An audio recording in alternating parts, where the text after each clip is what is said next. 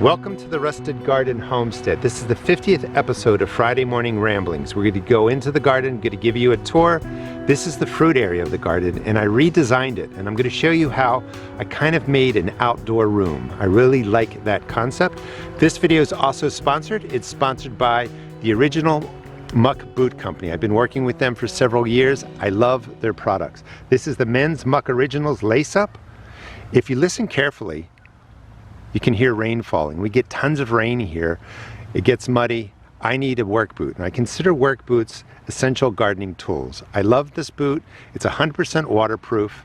It's extremely comfortable. It has memory foam, which really helps my feet and my back. It really supports me when I'm out walking in the garden. So this is the original Muck Boot Company. You can check them out at muckbootcompany.com. I'll talk more about these boots at the end of the video. And basically, I love them. They're durable, they're comfortable, and I consider them really an essential mucking around tool when you're out in the garden. So let's go into something I'm really excited to show you, and that's this portion of my garden. It's been redesigned. The part right here is still being redesigned. That's where I'm going to be really growing plants for the garden throughout the summer. I have a cold frame. I'll be putting my plants out there. But that's the fruit garden. Let me show you what I did. My brother came down this weekend. He helped me fill all these metal raised beds. You may have seen the video. If you want to find more out about today's sponsor and these metal beds, please check out the video description. This is the area. This is the fruit garden portion of my garden. I really like it. Typically, I mean, if you watch my videos, you know this side always gets neglected till later in the season. So this year I've completed the right side, completed the left side, started working on my towers. I'll get to the middle later. Don't feel like you have to do everything. Don't only focus on what you haven't done. I'm really excited about this and very glad to share it with you. So this section has been mulched out, brown mulch. I decided to use a different color. It's like carpet, and I have a nice big rectangle or a rectangular room in my garden. And this is the fruit area. Blueberries, blackberries, fruit trees. They're dwarf trees, nectarine, peach, strawberries. I'll be putting in some other things. And then the brambles in the back kind of close off the back of the room. You can also see I've hung solar lights, which is really cool. I used them last night. I'm not sponsored by a solar light company, but you know, if anyone's around, let me know. But these are beautiful. They're not too bright. They're classic old look. And maybe we'll get to where the solar cell is. It's really small, but this is beautiful. I like the way it lights up this area. So in here, I have different kinds of containers, kind of stuck with the theme, odd numbers of containers that's more pleasant to the eye. And you can just see just how this looks. I'm going to really enjoy walking around here. Now, when you're filling the beds, these are going to be, I don't want to exaggerate, so let's say 12 pepper plants, but I think I might be able to fit 16 in here. This is all going to be multicolored bell peppers in here, and I think it's going to look spectacular. I can't put out peppers now, even though the temperatures are a little bit better. Mother Nature loves to play that trick. She's going to give us 60, 70 degree days for 7 days, 40 to 50 degree nights. We're all going to put out our peppers, and then a frost is going to come. So sticking to my guns, I'm going to wait until I feel the frost is really gone. However, I don't have to keep this bed as is. I can grow lettuce down the middle. I can grow lettuce that may take 40, 50, 60, 70 days, because the pepper plants are going to go one here, one here, one there, all the way down. So they're going to go down this row, down this row. That's where the pepper space needs to be. So I'm going to save that. However, in the middle, I can grow all the lettuce that I want. And when those peppers are getting to size where they're blocking out the lettuce, it's going to be too warm anyway. And the lettuces, the leafy greens, the cool weather crops are all going to want to bolt and go away. So think about that when you're designing things. You don't have to make one bed just cold crops, one bed warm crops. You can combine them. In this bed, I'm going to put an eggplant right there, an eggplant over there, maybe a squash or a zucchini in the middle, not sure. But I planted the outside with leafy greens. It's one of my favorite things out of the garden. And I'm just saving the space in the middle for the warm weather crops. So these all kind of blend together while the cold weather's kind of coming to an end. The warm weather's picking up, it's getting warmer. And the eggplant, maybe the squash, will overgrow above the lettuces. But by that time again, they're not going to be doing much anyway, so I'll just pull them out. I don't have to wait. Tower section, I've cleaned up a little bit. Again, this is going to be strawberries, so this is sort of a transition. Still fruit, some leafy greens over there, and then we're going to be moving into something new. I'm going to put down different kind of mulch here. Not sure what it's going to be, but I'm starting to get this ready for tomatoes on this side, tomatoes on the other side, maybe something else. You can see my brambles have spread over here. I kind of like how that looks. So the fruit room is kind of blending into whatever this room is going to be. And I just kind of like, it's not really a secret garden, but I like having these different looks to the garden. I think it keeps it interesting. And then back wall would be these brambles come into here. Probably going to do some sort of melons or cantaloupe right in here. I'm not sure. I've got lots of garlic too coming up. That's hardneck garlic in there. Hardneck garlic in these two containers and one back there. I'm going to show you some softneck that I just planted maybe 2 weeks ago. And I have a fig tree in here, and these are muscadines. So the fruit section I think looks really good. When it comes to weeding, I haven't gotten to this area yet. It's starting to take over. So, you know, I just ripped out all these weeds.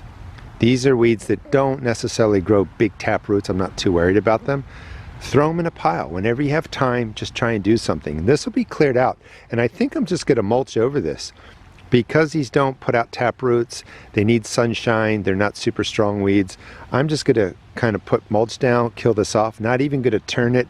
This bed's already been prepped last year, not going to worry about it. This one all has to get filled. Thinking about even maybe putting some of the lights on here that I've been thinking about, kind of putting those solar lights all over. Now I don't want to light up the whole thing, but I want to light up parts of the garden to kind of accent it. So I'm not sure if I just want one strand or two strand, but I'm not going to go with a full lighting of everything because I think that'll look, you know, kind of silly day after day. So this is the area that I'm beginning to transition over. If you're growing asparagus, even though it's April, it hasn't quite popped yet. It likes a longer warm period. So sometime in the next 2 weeks, the asparagus is going to be popping up. Nothing is in here except for that really bad quality black Kale from last year. It still hasn't broken down, but things will be fine. So I debated on whether or not I would clean up things, but I wanted to just kind of keep it real. Your garden doesn't have to be pristine 24/7. All videos, well, at least the videos I make, don't need to look like HGTV because it's just not realistic.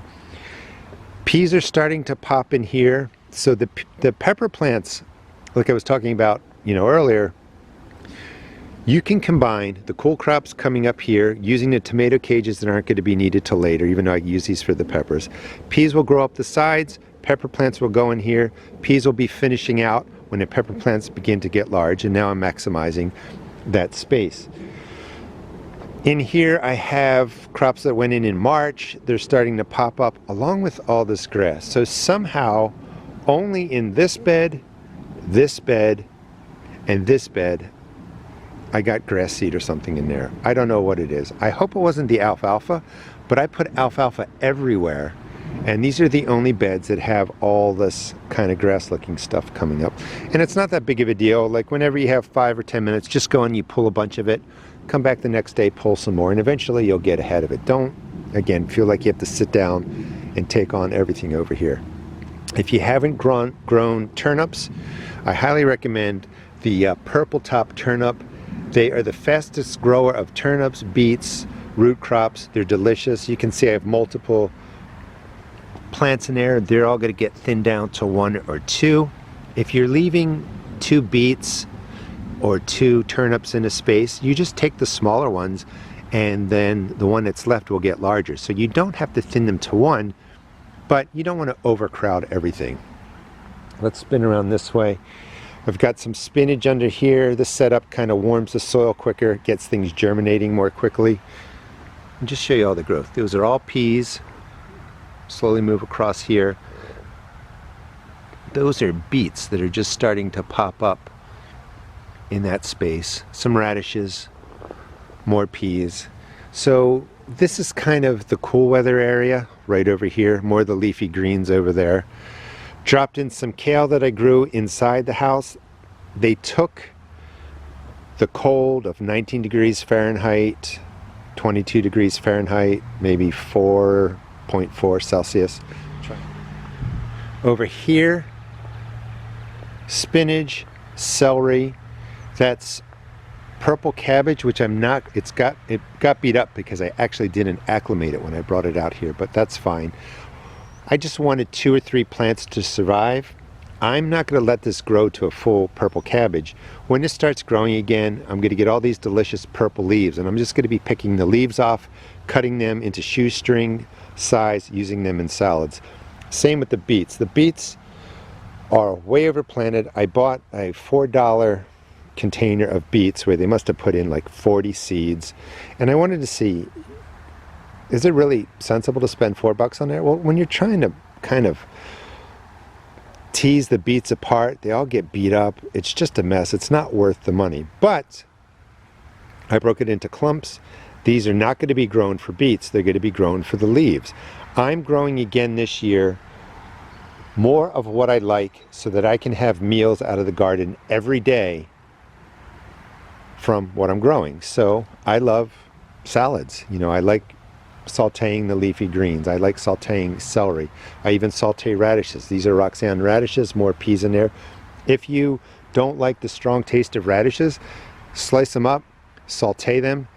The flavor sweetens, the flavor lightens, and they're absolutely delicious. Let's go over into this space. So this is the mess of my garden, what it looks like probably, I don't know, 3 days, 4 days of the week before I clean it up and, you know, start over making a mess. More radishes in there. This is dill that's coming up. Dill can be planted now. It can actually take a frost. Put in my potatoes. Did a video on that. You can see peas, more radishes, more potatoes. So the garden is really going. We'll step over here to the left in a second. I think this is interesting too. So people often say, did I miss the, let's see if I can get out of here. Did I miss the time to put garlic in, or it should have went in last fall, or am I late? Well, this is California soft neck garlic. It went in on 3/19. I think today is April 5th. And look, it's all coming up. So you can put in soft neck garlic now. It's going to grow. There's a good chance you'll get a nice clove. If you don't, you're still going to get something. The greens are delicious. Garlic grows really well. So if you're coming out of winter, you can put in soft neck garlic now. And if you're in a place where the hardneck doesn't do well, because where you don't get a winter, you can just plant the soft neck garlic. Today's, like I said, I think the 5th, so that's what, 14 days, and it's popped up. You don't have to worry about perfection. You don't need the perfect clove. You don't need the perfect bulb. You're going to get something that you can use. Over here, what's starting to come up are onion sets. Those are the real tiny onions. I'm not a big fan of those because onions are biennials. Sometimes when they're that size, they think that this second year is the year for them to flower, so you don't get really nice bulbs. But again, I'm going to get plenty of delicious onion greens. Some of these will turn into onions, so it's going to be okay. Outside the gate or outside the fence, because deer leave this alone. So out here, I'm going to go garlic, onion, and then my leeks are going to be going out there. I'll be planting up the onions that I seed started indoors, but unfortunately I forgot to water them and a lot of them died off. They're coming back, so I don't have as many as I wanted. So now I have to wait a couple more weeks for them to get to size. I want to show you what I'm waiting for here. This is kale that I transplanted from inside the garden to out here. This is a bud. These are absolutely delicious. Kale is a biennial also. So the second year, there's a bud forming right down there at the joints actually. It's a biennial, so the second year it's going to put out tons of buds and blooms, and they're absolutely delicious. And I'm just going to be using these plants to harvest the buds and the blooms, and they'll be, well, did I say it? Absolutely delicious. So I put them into eggs, scrambled eggs, put them into salads. We'll drop them late into soups when I'm making it, so I don't boil them away. They're really, really good. Potatoes went in. This no-dig area is starting to really get filled. It'll be taking off maybe in about another 2 or 3 weeks. Haven't touched that area yet. So here's the view of the mess I leave behind. Hopefully it gives you some comfort in that you don't have to have a super nice, pristine, well-manicured garden 24/7. This is the area that's going to stay basically cool weather crops, leafy greens to start. I'm not going to be putting in pepper plants and eggplants like I showed you on the other side. April 5th, these all went in March 1st. They look wonderful. French breakfast radish, spinach, peas. Over here, a lot of my transplants and seed starts. The kales, spinach, peas, more lettuce. Not growing this to full size. This section is all for me just to take small leaves. So I planted stuff really closely together. In some places there's 2 plants. Walk out here, make a salad. Well, collect the greens, make the salad inside. You know what I mean. But I can get everything I need right in this little footprint. That's going to be butter crunch, arugula, pak choy, excellent crunch in salads, excellent stir-fried. Undercover is all my kale that I'll be worried about for the whole season. I want it to get big. I want to harvest the leaves. I don't want that white butterfly getting on there. Let's walk over to this side. This is, you know, a work in progress. The mulch is down. Weeds are starting to come through. That's fine. I'll get to it. Don't stress yourself out. I'll quickly pull all these up at some point. I'll probably take maybe half an hour to do this section. But give yourself a break. You don't have to keep everything perfect. It's going to be exhausting.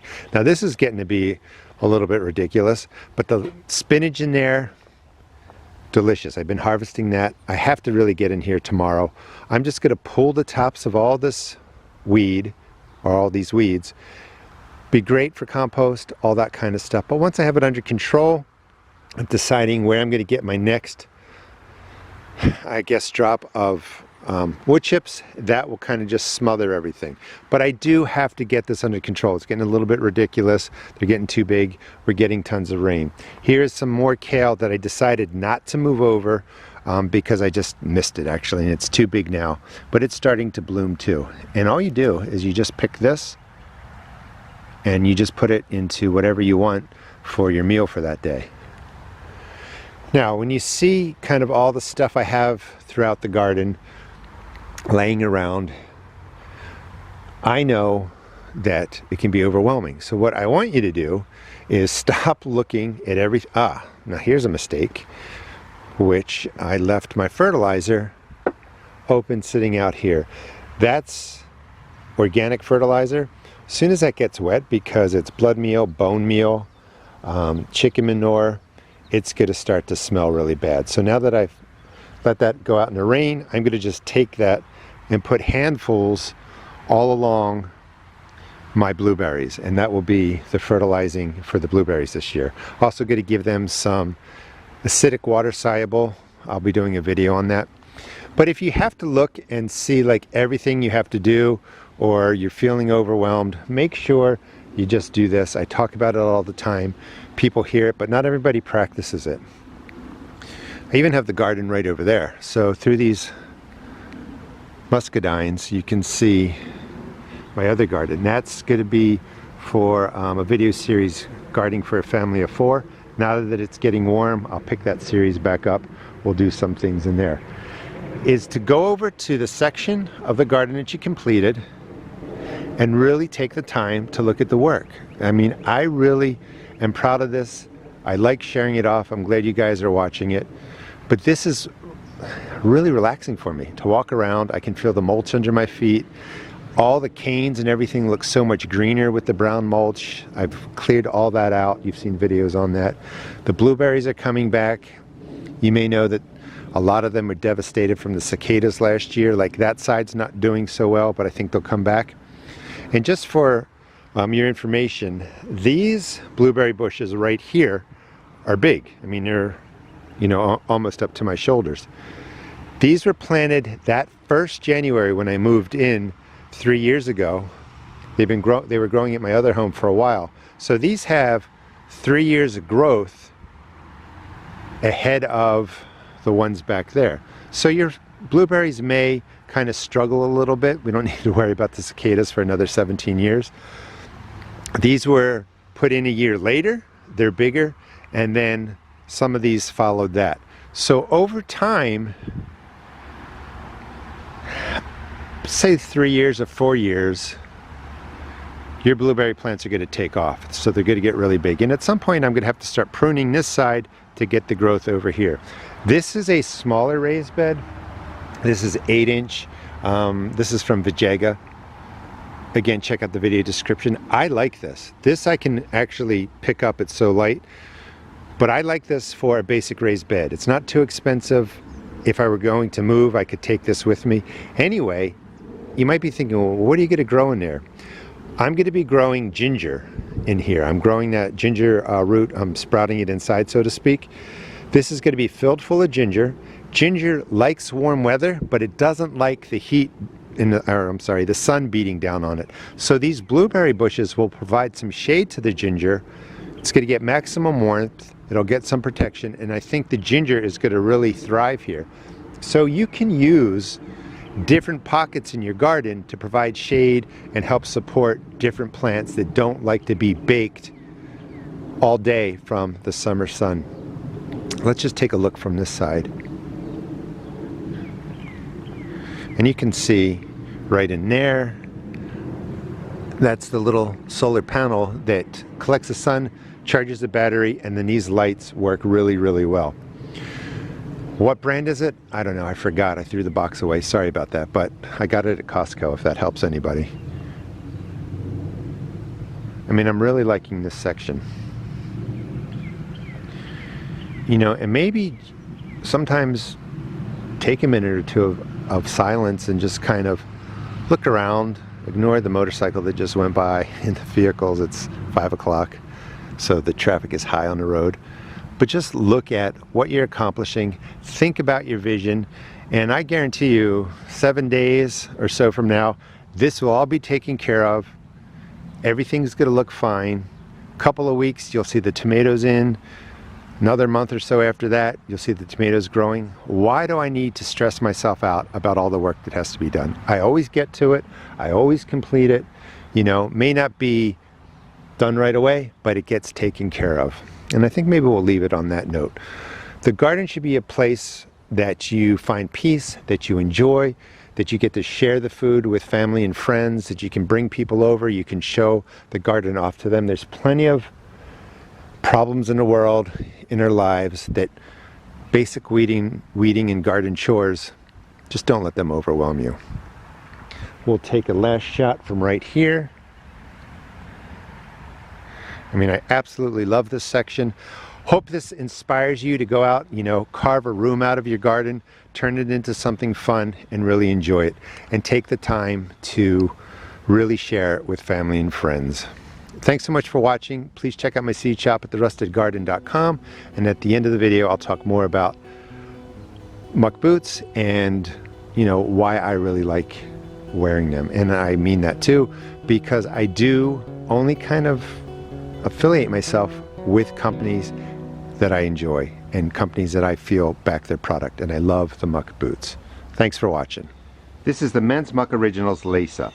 100% waterproof, neoprene boot, hand wrapped in a soft leather. It's comfortable, it's durable. That's what I really like about it. Great grip on the bottom. If you could pick this up, you would feel that the weight and strength is right here, but it's really, really comfortable too. It has a memory foam inlay in the footbed, which makes it really comfortable. This is perfect for the garden. Whatever you get on here, fish emulsion, mud, dirt, etc., you can just rinse this off with a hose. The boot is extremely durable. If you're looking for a garden work boot, check out the original Muck Boot Company. Here it is up close. I just want to show you the soles, the sides. It's a beautiful boot, and it's extremely comfortable. If you're looking for boots, I recommend the original Muck Boot Company.